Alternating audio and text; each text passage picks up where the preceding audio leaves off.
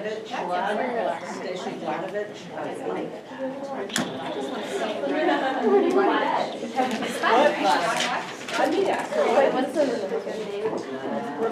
Oh, yeah, I got it.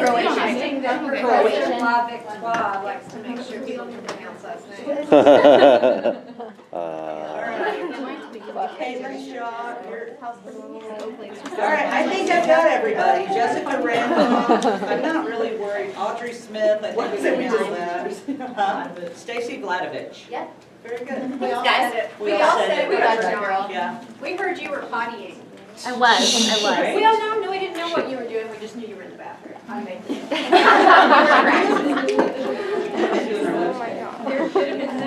There is a girl that goes into this bathroom every day and puts on her makeup in the morning. She I've lays seen it all that. out. Yeah, I've seen it. Yeah, she like everything. Oh no, it's like a girl Oh, there is no self-worth. Do you see the full face I'm wearing? Do you really? I I just let them feel good.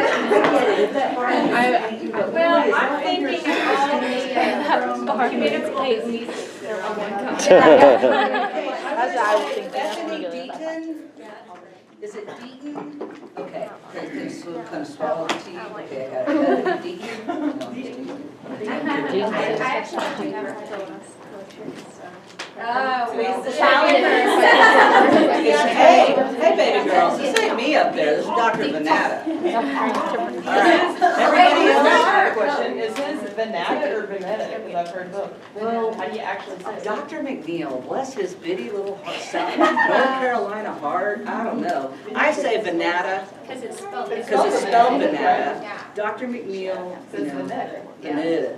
My parents have been friends with Dr. Vanetta for like 30 years. and my Gotcha. dad said Vanetta. Okay, come here. You know come what here. the But my dad's also with top him. one I is? just love him so much. He's so dapper. Yeah, it's just under physiology. He is Oh, okay. Yeah. Thank you. I like him. And he's just stinking so stinking smart. So are we ready?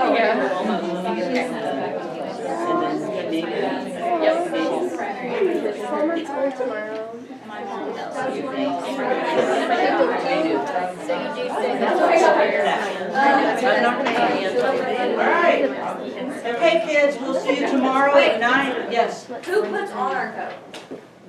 One of the faculty.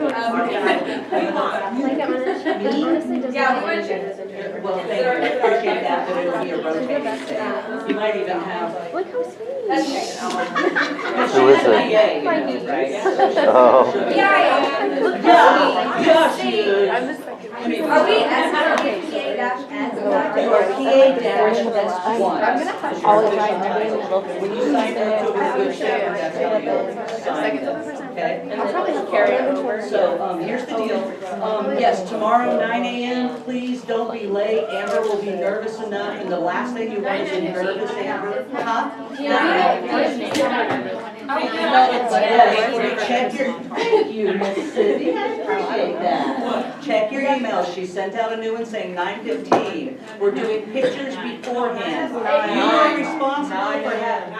You Oh, said 9, geez, not 9. You said I know, Sydney, I was so excited about Read your Sydney. email, don't Just, no, listen to me, 9 a.m. 9 a.m. 9 a.m., it's 9 a.m., I swear to God. Okay. Better be cooking. It's 9 a.m. Anyone have questions about where it is or where to park? I also want to know. Do you know what the address is off the top of your head? Or what the building's called? Do email. It's in the email. you know what the building's Same called? places last year. One Was in anybody that there last school year? music. Okay, okay. Well, I was hoping. You guys got friends. No, You it's guys got Petrie. friends. I don't know. Something really good. I figured it was this building. Okay, so 9 a.m., your responsibility is to show up with a pressed coat, a pressed white coat that you would be proud to have your grandma see you in, and dressed like you would be proud to have your grandma see you, okay? All right, clinic attire. We don't, you know, the stage, this audience is very low, the stage is very high. We don't need to know you better than we already do, okay? All right, okay. All right, guys, that's it, I'm done. If anybody's afraid that the last minute panic, just give me an email, we'll get it settled down, okay? Yeah, we did. Normally I can get in by 9 and get by 5. I have a lot of guys. And she works she's like, I do, but I'm but I don't think it matters. I mean, as long as it's not brief. Doesn't matter. The starch did make it like the past more. Oh, y'all. Can you always do that before you wear it? I was one I would have had, I should have had her pronunciation on that. Hawk. I just thought I'd give you a little bit about my background, because I think there's something, we have something in common already. But I graduated from OU in 1985 with a very lucrative degree in zoology. So I went off and put myself through school, by the way. I graduated 4 years, no debt. Singing telegrams, drove a limousine, tutored chemistry, worked in a lab. Yeah, I did a lot of stuff. So. Yes, I did. Can you give us an example? Yeah, give us someone nice to go sing to them at the office or. Horrible. It was a nightmare job. No. But I only like really sad songs, but and also Toby Keith.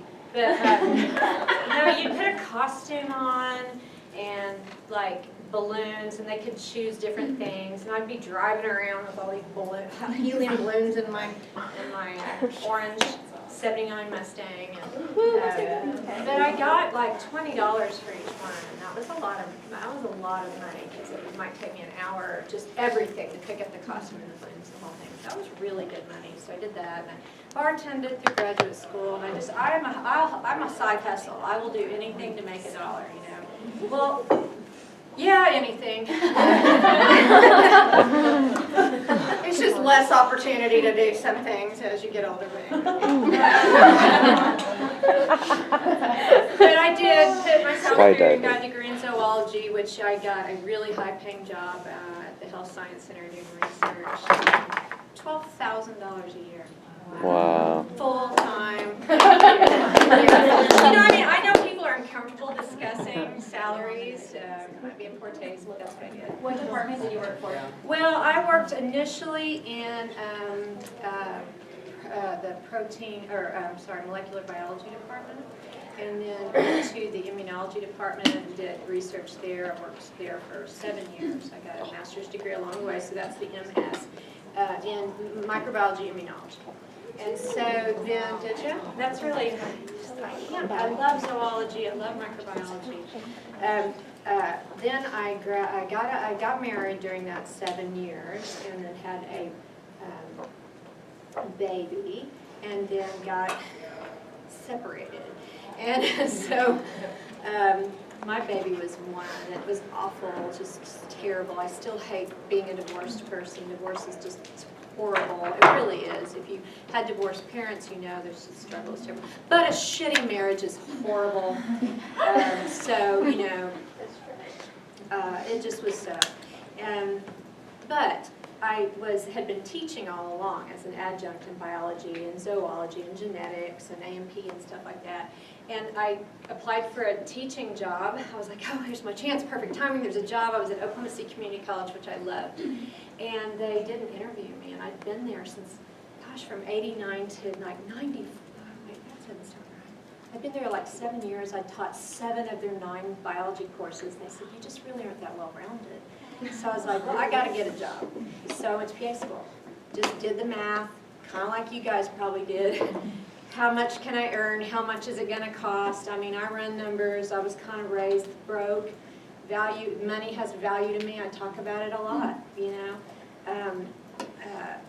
You know what I mean? Like at that point, I was in my 30s, and I said, well, I could apply to medical school and do that for 4 years, plus a residency, while I have a young child. Or I could go to PA school for whatever that was, 26 months, I think, and then be making money. And so when I just looked at that, I was about, because I wouldn't have been a kind of a doctor that would have been a surgeon to make good big money or whatever. So I was thinking, I think I'm $300,000 ahead, you know, just in the first 10 years. And so that's what I did. I applied to PA school. It was the first master's program. Dr. McNeil interviewed me.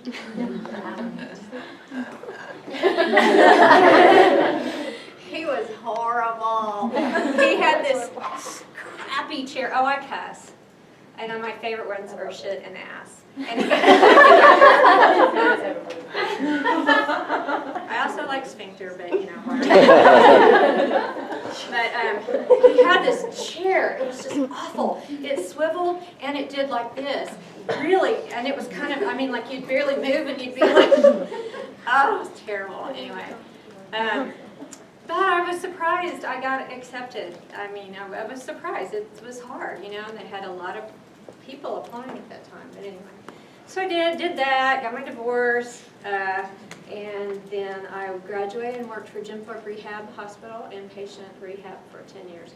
I loved inpatient rehab. I think it's so brilliant, so great. And at that time, Medicare was still paying for really long rehab stays.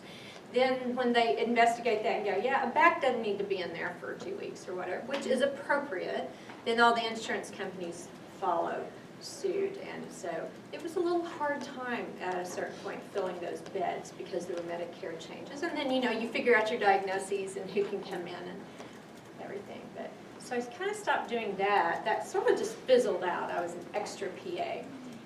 There were 4 doctors and really 5 PAs. So I was a little extra, and I was out teaching anyway. So I came over here and was teaching in the Department of Biology here when the PA program started.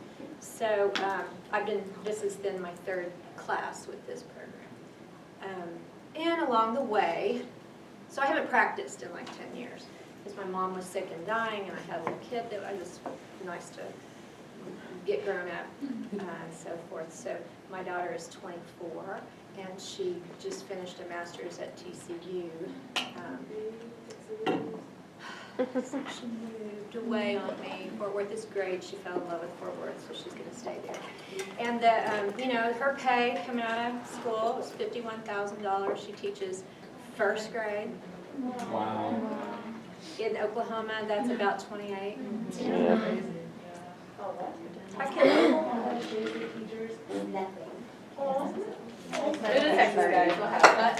You know what's interesting though about that is our education is great in Oklahoma, and we educate teachers to a very high level, high degree. States want our teachers because we do a good job prepping them, and they get them because we do a bad job paying them. So anyway, Oklahoma teachers are really, someone that's really, it's a calling. And it is anyway, but it really is when you're doing that. And you can't even spank them, you know, anyway. So anyway, she's there, she's doing that. She recently got engaged and she'll get married in June, so I'll bore you with some of that as it's going along. So she's doing all that thing, you know. And then, so I'm married now 18 years. Which is weird. I was never the marrying kind, and it's just bizarre. Like, if you put it all together, I'm married 26 years or something. So bizarre. But anyway, I'm able to work part-time because I'm gainfully married, I guess. But I still have my certification. So the master's degree was the MSH, and the C is my national certification, or state license, nationally certified, and I maintain that. I just took my boards for the 4th time this last year. I have a question for you about the C. So if we're nationally certified, why can't you prescribe out of state or take a prescription written by a PA out of state? Because you have to adhere to state laws. That certification does not provide any jurisdiction or legislation for our practice. It just says you're nationally certified and you have to have that. So each state, and you know, there actually may be a state, there was, it didn't require national certification, but required state licensure, or maybe I have that backwards. So every state then has its own laws for practice, and so that's why you have to be state licensed. And our state law is very broad. We have great state law in Oklahoma. But it's because we've had PAs a long time. The OU program was the 5th in the nation that started. Wow, I don't know why I'm remembering all this. Sometimes I remember shit. Honestly, I don't. But anyway, it started in the whole program, I think it was like 72. So anyway, our state is very PA friendly. And so PAs make a lot of money. You know, $95,000 is your first job offer. We've had students graduate with $125,000 job offers. And I mean we, meaning PAs in the state of Oklahoma, because we haven't graduated any of this program, but it'll be the same. It's a great thing. So here's what I know about PAs, because I am one, is patients love PAs. Patients love PAs. And I will tell you some things that I know about PAs, and it might not apply to you because things are always different, but you're a self-motivated person. You've probably paid for some stuff on your own. Now, you may have been that student that your parents were, I mean, like because I had it kind of financially a bit tough, and that is very relative. I had a lot of opportunity. You know, I know that. But, you know, I made sure my daughter went to TCU, so I'm just saying. She got to do the full thing because I didn't do that. But I just mean, you've paid for something on your own before. You know, you're kind of a self-motivator, and you've done some stuff. You're loyal. You are motivated by something real and authentic rather than money, I'll bet. You want to buy a house, so you want a good job, and you're willing to work hard for it, but you'd work hard for less because you're getting ready to. You aren't an ego-driven person. You're competitive, but that's not the same thing. You really want yourself to be better. It's not like you need everyone else to think you are. Overall, we have our areas, vanity, but and there is, this is what I think to be true. There is a specific diagnosis or person in your life that prompted you to apply to PA school. It may be your own diagnosis, it may be someone in your family, but there's a person that made you want to apply to PA school. Mine is my ex-husband, because I needed a better paying job. No, I have a disabled brother. He's he has the state of Oklahoma diagnosis is profound mental retardation, which is still the way they diagnose it. I have no problem with that. I don't like use of the R word outside that. But like the federal paperwork now says intellectual deficiency. I think that's worse. That doesn't begin to describe what is missing with him. So he has a profound disability and doesn't communicate. He needs 24-hour supervision. I'm his guardian. And so I think growing up with him, I mean, you know, I thought, okay, I've got a good brain. No matter how depressed and anxious I am all around it, I know my brain functions well, and I have to use mine because some people don't get to. You know what I mean? And I bet you anything, you could just a dart and say, this is why I applied to PA school. Now, it's not because I wanted to be a PA and just make mental retardation better. I didn't. It was never about that. It's the biological processes and diagnoses, I think, that's so interesting. And so that's probably your motivation. You weren't 4. Now, maybe you have a parent that's a PA, and you say, I want to be a PA just like my mom. But most people don't have that. They'll say, I want to be a doctor or an astronaut. You know, there's those, you know, there's those things. PA isn't one of those things, although it was just voted again as one of the top 5 jobs. But you know what I mean? So you had to find it, and you found it because you like science and you need a good job, but you really want to, you don't want to be you don't want to be in charge of everything. You want to do your job and go home and have your life. And so that is exactly why it worked. I didn't want to hire reception and worry about insurance billing and all that stuff. And what's so cool about being a PA is you can purely be driven by medicine. And it really is true. And it shows up with your patients. I mean, I could cry saying this right now. But they love telling you stuff because you're there in front of them. You're not, I know how much I have to bill today to keep this thing afloat, you get to go in there and do the pureness of that, and I think it's cool. So that's why PAs retire as PAs, and that's why it's one of the top jobs. So there it is. Regarding the course, Medical Physiology, you'll hate it. Everybody does. Dr. McNeil didn't say, I love Robin Falk. Well, let's get her in here to teach medical physiology. The people who give us accreditation to have our program require that we teach medical physiology. And so when I took it, we had a physiologist from the physiology department on the OU Health Science and campus come in. So I teach a softer, more medical kind of physiology, I think. And so a lot of people have had physiology, but it isn't a requirement, so a lot of you have not. And so I'll always start at the bottom and accelerate exponentially. And so that's just the case. I will always submit about 10 questions per lecture hour for, about 5 questions per lecture hour for every exam, and I'll let you know. So you already have the understanding that you have the concentrations, and then longitudinally you have to pass every subject. And so people will get into this thing where they're kind of, failing, hating, blowing off, getting it all wrong about physiology, and there's a certain point where they're like, oh. And so it always works out in the end, but it's better not to, because a little of this is really hard to make up. You can do a lot of this, but a little of this really makes a big dive. So I will tell you, and I said on the orientation, to get all the points you can early on. It's just true generally. Because, one thing you're a little freaked out, but later you'll be tired. And so it's just just get all those points, suck it up and get all the points. And then you'll be like, oh yeah, 5 miles isn't so bad. I'm making it like I run. Like at first you're like, wow, 5 miles doesn't feel so great. And then you're like, 10, bring it on. So here's also the thing.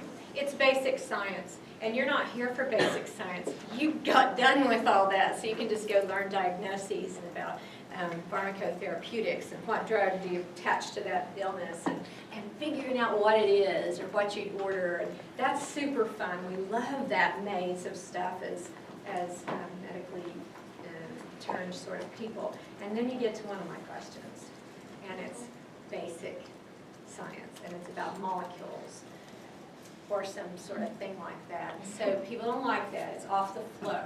But I will tell you that they're always, they have been. I'll just make sure. But they're chunked together. So they're not interspersed. So that kind of helps in your thinking of, oh, here it is. And so I just find people really hate my questions. They always have. I don't take it personally. I've been teaching since 1989, and people have always hated my questions. There were 312 questions last year in medical physiology for the course, and they had thrown in some EKG into it that I did not generate. So for the most part, they were all mine. But if I do 10, which I'll do 10 on this subject, on this section, you can see missing 4 would be really easy. So that's what I say. It's just kind of try to gird your loins and be ready for it. I don't in any way mean to scare you. I just want you to be armed because you're trying to get used to everybody, and if you miss 5 on that first set of 10 or whatever while you're getting used to it, that's you'll come back from it, but you know how that feels. So anyway, there are 2 books that. Well, no, let me say this. I will always have way too many slides.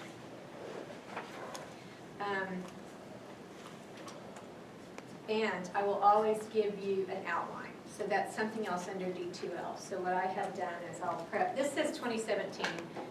I didn't update it, but I did update all the slides. So I just did go through them and make them a little cleaner and better every time. But well, hopefully better. But anyway, what I do is I sit when I make notes and I open books, I open real books, and I write notes down, and then I make an outline from my notes. My notes are in outline form, so I just give you that outline, and then I make these slides based on that.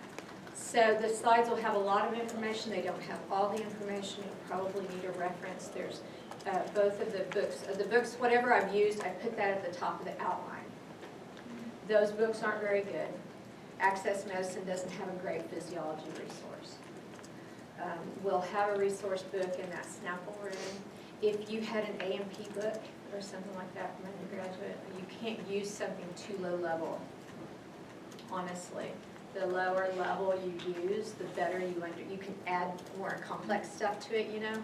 So, you know, you'll need a reference, and I will always use one in the book. But I do find that book, it's a review of medical physiology. So it's kind of condensed, and I read it wanting a little bit more. But it is there. It's a great resource. The figures are terrific. So if you want to look at pictures, I'm more of a picture looker.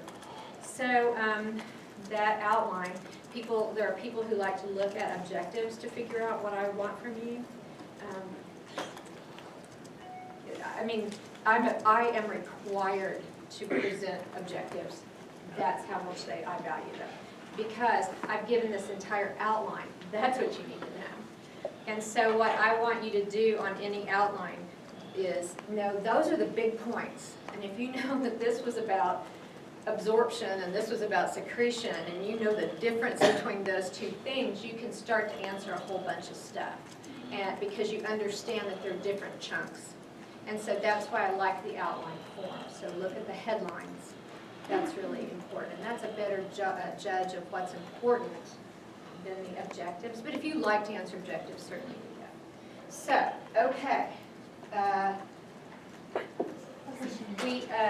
I insisted that we have a histology class because I will use all of these words a whole lot as we go later, so it's nice to have them in on the front end. And if you've studied histology, this will all be super easy, and if you haven't, it will all be pretty easy. So the first thing I want to do is it's really important to me that you know what everything is in terms of where does it fit in. That's the first definition to help you understand anything. And so this is like first day of biology. I always would say, here are the 4 macromolecules that make up any cell. It reads a lot like a nutrition list because you eat what the cell needs and it's made of. So there you go. So these are the 4 major things. And every single thing we talk about in all of physiology will be one of these. And so that's just a great place, I think, to then you go, well, there are certain characteristics that proteins always have, and even names, and you know that. And so you can deduce a whole heck of a lot by just knowing the very general category stuff goes into it. And so there they are. I'll always use these kind of words, but carbohydrates, and you will always hear it as blood sugar, and I always say carbohydrate. But anyway, the proteins, lipids, nucleic acids. For histology, it's the study of tissue, and it's really what we will cover in medical physiology, is the tissues and the communication between them, really is how things then function. And so we'll that's why I wanted to give you all these definitions in this first part of physiology. So there are 4 flavors of tissue, that's it. Everything is made of 4 flavors of tissue. Everything is made of these 4 macromolecules. You do also have minerals that help, let you use all those things, and also vitamins, which are organic cofactors typically. But and then again, DNA is these 4 nucleic acids, so there's something about 4 that keeps coming up. But I love a nice skeletal list like that, because then when you're kind of looking at stuff, you start going, okay, well, just like if it was a systems approach, you go, well, is this respiratory, or is this inflammatory, or is this immune system, or is this coming from how you do that? That's a way to approach physiology as well. So we'll just go through each of these things, some basic definitions. Look, we're getting to a slide. I wonder if this is going to work. It hasn't been. It worked for one day. Oh, but not my day. That's okay. All right, so just a nice, simple introduction. Biological structures are made of cells. You know all the parts of the cell. and all its goodies. I love them all. And then you have a person, and I love these kind of numbers because my little brain just can't comprehend this. It's so beautiful and magical, and that's why I love biology. But you know, you're like 50 trillion cells, and I mean, it's like the national debt. You can't understand it.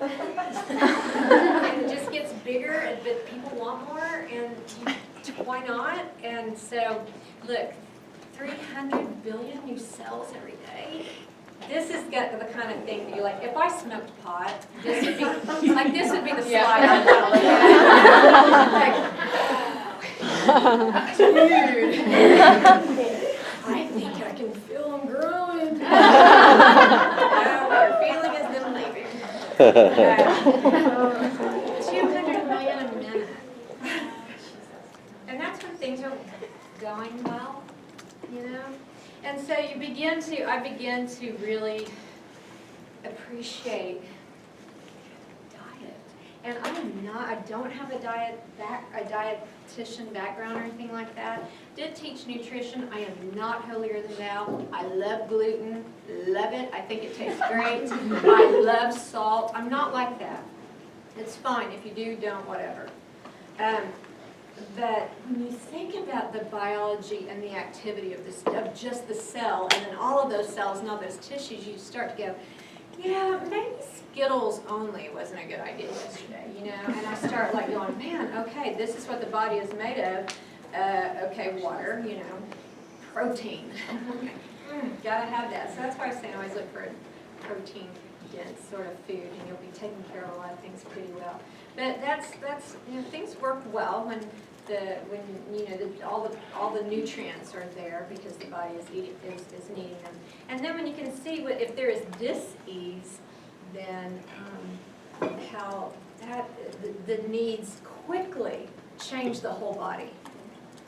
And so much so before you, even when you don't get really sick, you know, something that's acute like you know, upper respiratory illness, that you feel that prodromal thing because it starts to affect your whole body, and it's just in cold tissues up here in your upper respiratory tract.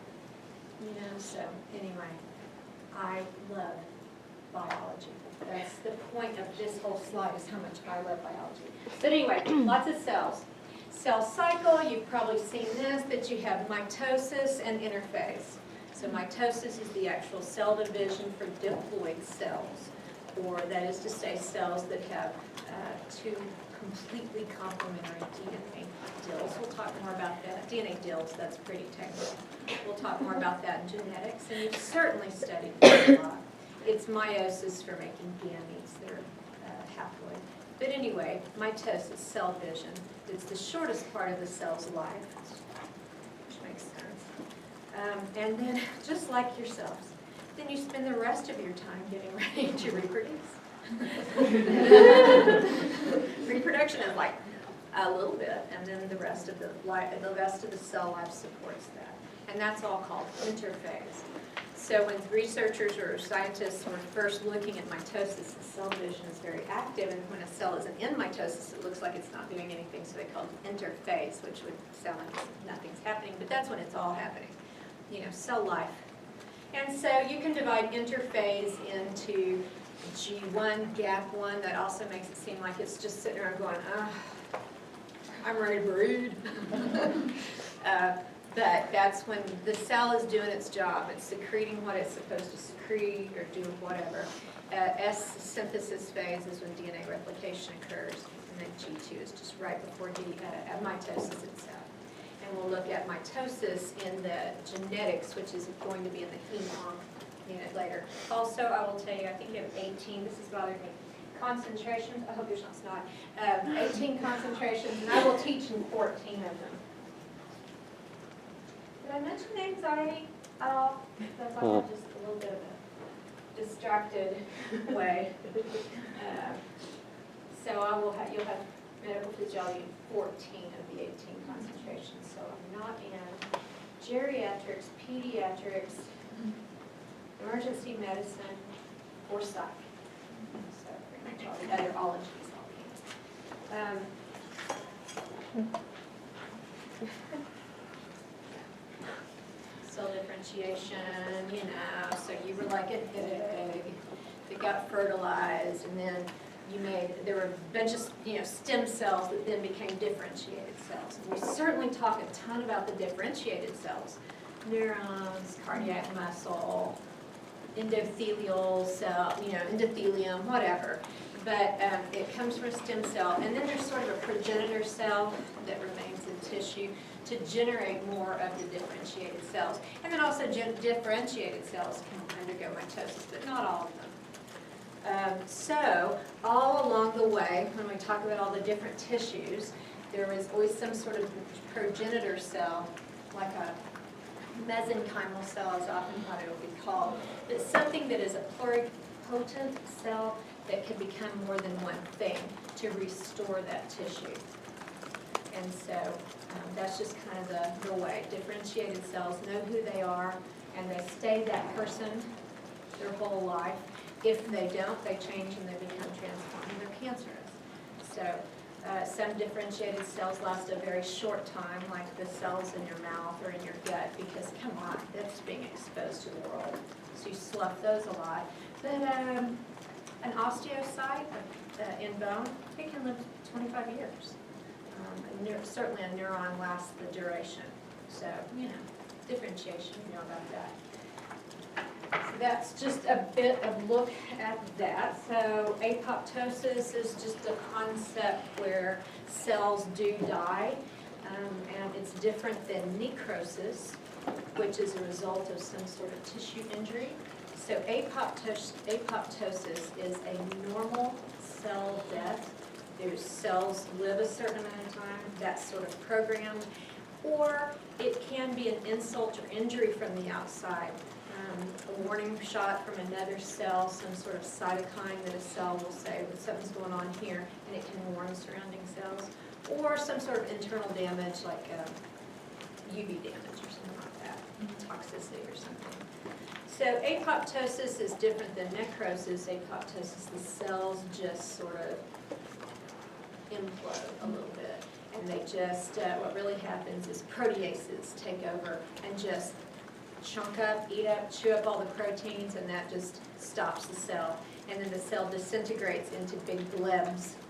A vesicle is little, a bleb is big. And so it will just fragment and go away and get cleaned up by resident phagocytes in the area that will just recycle that stuff, get it out there. And so that's apoptosis, and I don't remember ever hearing about it at any other time in like physiology during PA school. But I think we don't ever really talk about it again because we're more interested in cell overgrowth or necrosis or tissue damage or something like that. But the fact that there is this decline, and you'll hear about it in every one of the systems along the way, is with aging there's decline, because programmed cell death or apoptosis is a normal function, and the rate of apoptosis increases with age. And so that goes to then filling that gap in with dis-ease or discomfort or a change in that system's function. So, apoptosis, and then here's just like a picture if that's your thing. I always love to giggle. And so I always try to put, a picture in. I like to put a table in. I always try to find something that will help you in the way that works for you. But and then I love the scanning electron and electron microscopy almost more than anything, other than cupcakes. Cupcakes and some scanning electron microscopy of an insect or something. I mean, I'm in. But this is a cell blebbing, and I think that's so interesting. This is an apoptotic event. And so you see that the cell is, it's not really shrinking, it's not exploding, it's just from the inside out, it's just being eaten and decaying into these big blebs. And then that can be punched at by a phagocyte. Levels of organization. Oh, look, there I am. I can throw down another 5. So levels of organization, this is very simplistic, but I love this. I like to keep these really big things in mind. So you start out with atoms, and atoms coming together to form molecules, and then molecules, and you get the right molecules together with some nucleic acid, and you have a cell, and enough cells working together, you have a tissue. Several tissues working together, then you have an organ. Organs of the right system, or organs with similar function come together and form an organ system, and then enough of those, you have an organism.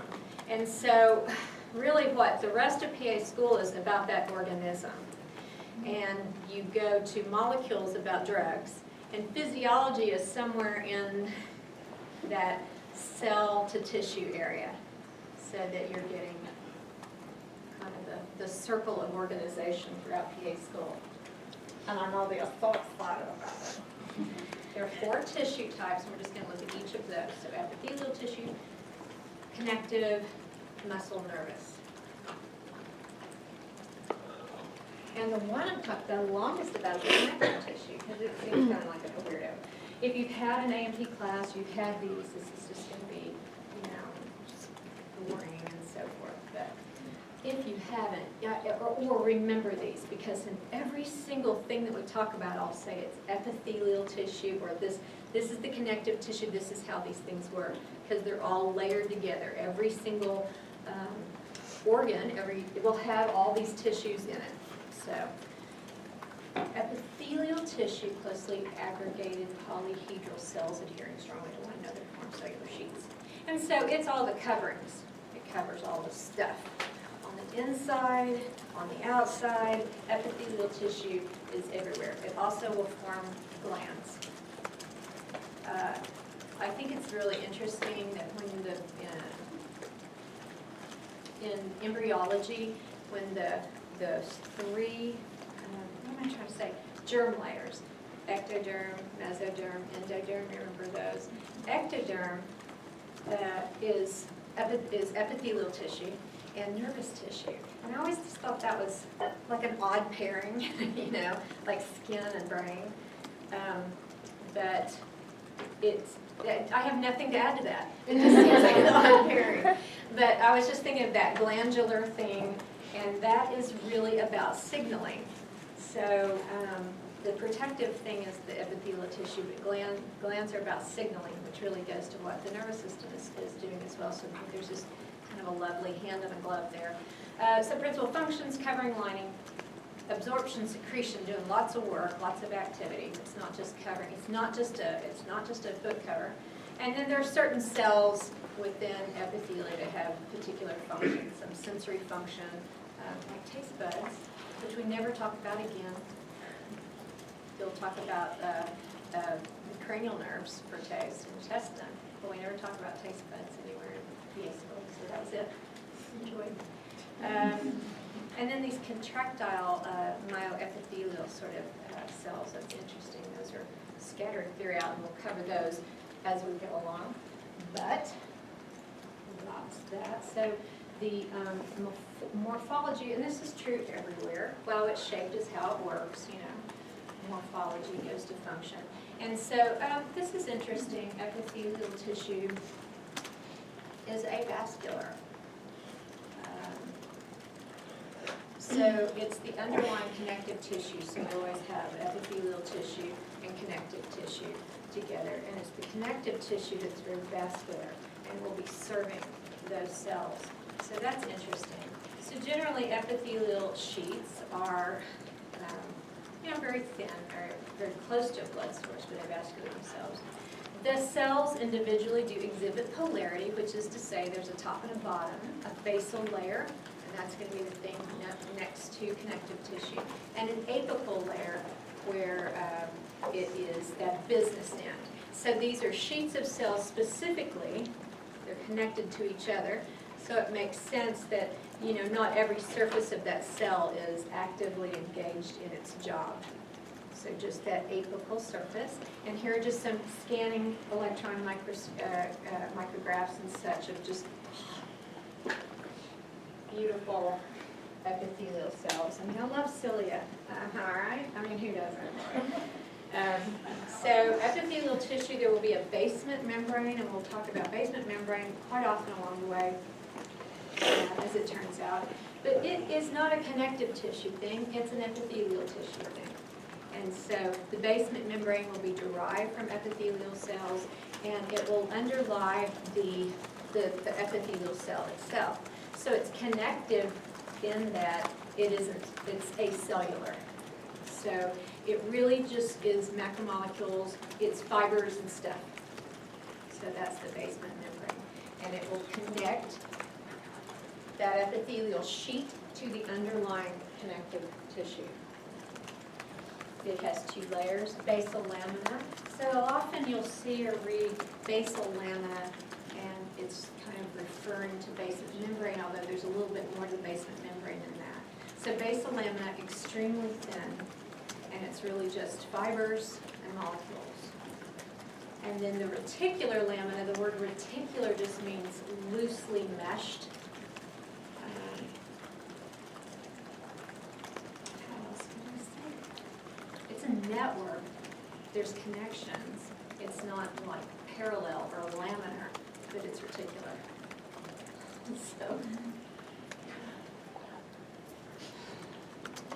there are collagen fibers in the basement membrane, and so you hear the word collagen a lot. I think you hear that on commercials, you see it on products. I think if we put collagen directly on our skin, it will absorb and become part of the collagen in the skin. Connective tissue has a lot of collagen, but also the basement membrane will have a lot of collagen. And just to throw that in there, what is that? Protein fiber, so not cells there. Protein fibers, you make a fiber and you add more fiber until you get a cable, basically. Collagen can be folded into these sheets, it can be folded into fibers, fibrils. And so the types of collagen I don't care so much about. I'll put it in there because you'll often run across it and I don't want you to worry about it. It's just which flavor of folding is, and it doesn't matter so much to me. But it's collagen, it's protein, and it's part of ultrastructure that's supportive of the epithelial tissue. And so the reticular lamina will be especially collagenous. I don't even know if that's a word, but I like it. Let's start using it. Use it on all your rotations. Well, I don't know. Is this a collagenous problem? Do you think there's collagenous pathology? So anyway, that's just an example of collagen. So, epithelial tissue, why it is different than the other tissues is because you do have this attachment and a sheet of cells, and that's how it's able to cover or line, be an endothelium or an epithelium over stuff because of this sheet. So you have a lot of junctions between cells, cell-to-cell junctions, and you have probably studied these even if you didn't take this would be a cell biology or molecular biology thing as well. But I just want to give you the names because if we come up with something along the way, we will have a reference point here. But tight junctions would be those that occlude passage of materials between cells. Tight junctions will typically be associated with the cytoskeleton, and so it helps create, kind of left-right structure as well, maintain the shape of that cell, and then help adhere the cell to the next cell so that you won't have leakage between cells of materials. And so that's important. If you're trying to, we'll have a lot of reasons why that's important. If you lose those cell connections and you get leakage because of damage or whatever, then you have inflammatory edema and stuff like that, for example. So we want there to be no passage. If these are cells in the colon, the small intestine, we want to control everything leaking and going through to the capillary beds. So you want really tight adhesion. Now these adherens junctions are really a way to help also attach cells together, but it's not necessarily that kind of tight attachment that prevents passage of material, but it aids in that. One of the examples of what they can be called is zonula adherens. So if you hear any words like that, it's just referring to this kind of junction. It can be in this zone or band around the cells, which looks really cute in this cartoon. Or there can be just kind of plaques of adherence kind of areas around as well. So that's another kind of junction. And generally, quite often, a junction only makes sense if there's a connection between that point of junction and the fibrous cytoskeleton within that cell. A desmosome, this is just a dear thing to me. I have just such a soft spot for the desmosome. I don't know why, but I do. It's kind of this disc-like structure, and there are intermediate filaments. These are keratin filaments.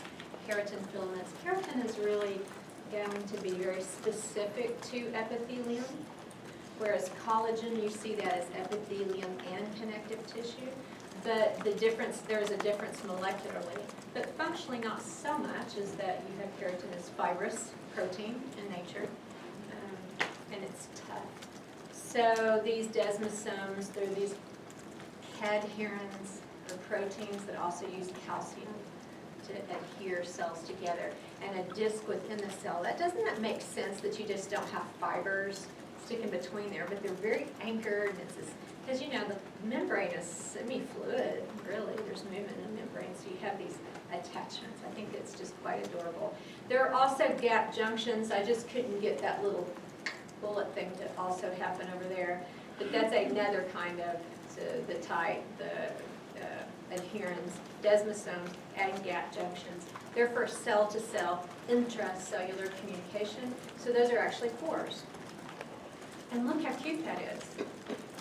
Another place that there are pores that is very similar, these are proteins that form a cylinder, an actual open pore in the cell membrane. Another place that you have seen pores are the nuclear pores that stud the nuclear membrane so you can have passage of materials. So this is neat, and you would want to have the cells pretty tightly adhered if you're going to also have intracellular, cell-to-cell communication.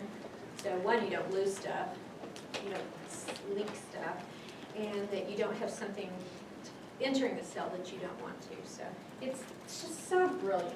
It's also brilliantly made. Another example of a cell adhesion molecule is the hemidesmosome. It's just a half of a desmosome, but rather than attaching to another cell, you're attaching to the basal lamina or the basement membrane, which is epithelial. It's epithelial in derivation. And it's at the basal surface, I guess, would be the other thing.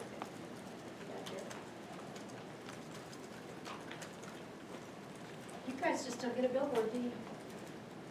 We will eventually. We're gonna take that one After the mayor. Finish them. I think our first picture is gonna be, Dr. McNeil was doing this weird thing on the video yesterday, and we're like, stop it, and put a, what was he doing? He was like sticking his fingers on his throat or something on camera, and he said, I hope this isn't being recorded, and it was. He did it right in front of the camera. Did he totally gag himself? I forgot what. Mel was looking for that. The depth, yeah. He was looking for the ligament in them, and so he was like, Oh, But bless he was his like trying to heart. talk too. Aw, Sound very sincere. he was feeling for a ligament. That guy knows so much. He just knows so much. I mean, he was my professor, too. And there was a neurophysiology, when you guys do neurology, I mean, you're doing it now, you hear it. I came back that first year and sat in one of those, I don't remember what he said 20 years ago, but I remember how I felt. I mean, what he can do, he can just put one picture up there and 20 minutes later he's just going, realize that, he's, he's really that smart. He really just is. He's odd. It makes him odd. You know what I mean? Like he said, I mean, so I thought he did, I thought he hated me. Of course, that's my own, codependency. But, so when I saw him on campus, now it's been 5 years ago here at SCU campus, I was like, oh, I know they're starting a program. He hates me. He would never want me to work here. And, he was so happy to see me. Called me from his personal phone, come talk to me. And I was like, really? I didn't think you don't seem to have the full range of human emotion. He was like, huh.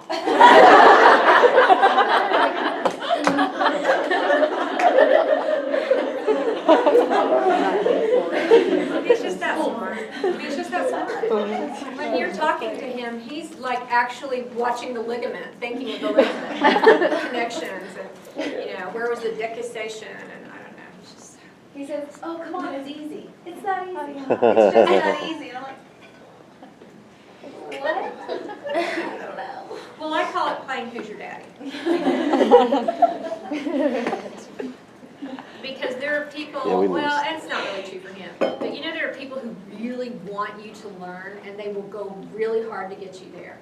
And then there are the people who need for you not to know it so they can feel better. He's not like that. So, but he's so smart, he can't understand that it's not easy. And then the person with the ego that you just stand there and go, oh, you got me, because you don't care about me, what I mean? So, but he genuinely wants you to know, but he can't understand it, and he'll just look at you. You know already. Oh, bless your heart. Epithelial tissue is described by both its cell shape and arrangement. So cells are shaped in a squamous, cuboidal, or columnar fashion. Squamous is flat like an egg. Scale-like. Cuboidal is cuboidal. And columnar is longer than it is wide. Taller than it is wide. Cell arrangements can be simple, where it's a single layer of cells or single sheet. It can be stratified, and then that is, there are layers stacked. And so there is going to be a version of each of these for each of the cell shapes. So that's how they're divided into the variety of epithelial types.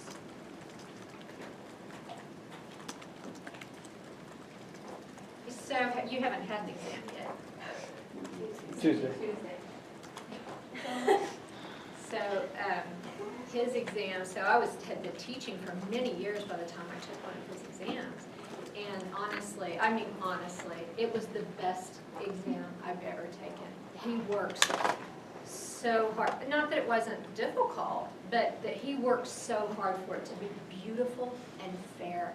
It is so, if you don't know what it is, it's because you don't know what it is, not because you're not sure what he's asking you. God, they're so good. And we had a bunch of bodies. Don't you guys just have like 6? Oh, good, you have 6. That reminds me, I flipped my daughter off at Christmas because I said, why would I tell this story? Anyway, I was saying 3 words, and I was going to say ho, ho, ho, and I went, ho, and she said, did you just flip me off and call me a ho? And I said, no, I really did.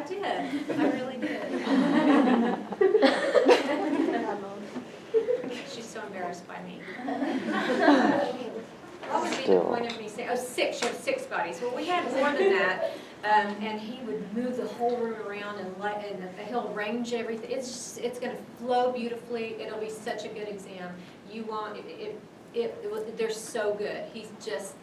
He's really, really good. And telling you that gives me no advantage.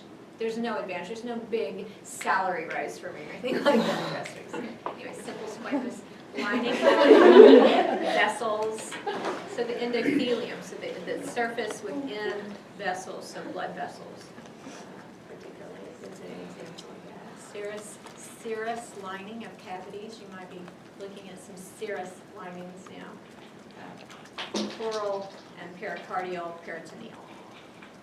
And so all of the epithelial tissue will be it's very much about secretion and absorption and functions like that. So you'll see that function over and over and over again.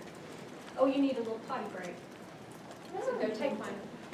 Go take one, about 5 minutes. And I'm finishing about 3:30. So we have more. Yay.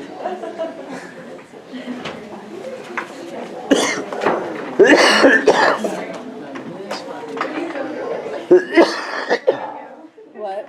So now this would be the outline that I see most other people are doing. Yeah. Whereas like, you know, Yeah, especially when it's cold. versus A lot more like, beer in the I room. mean, you know, it's like a lot of conceptual stuff, Yesterday but was like this is one that's like, it's Oh, there's a so lot of your straight baby- This is my type of So you learning. didn't This teach is my type of learning. This is I so like to weird. write on my slides or my study guide, draw the outline. Oh, yeah. Like this right here in medical terminology, Don't walk I around. hate it. This? Yeah. Oh, you like the conceptual stuff? Yeah, I mean, I've been.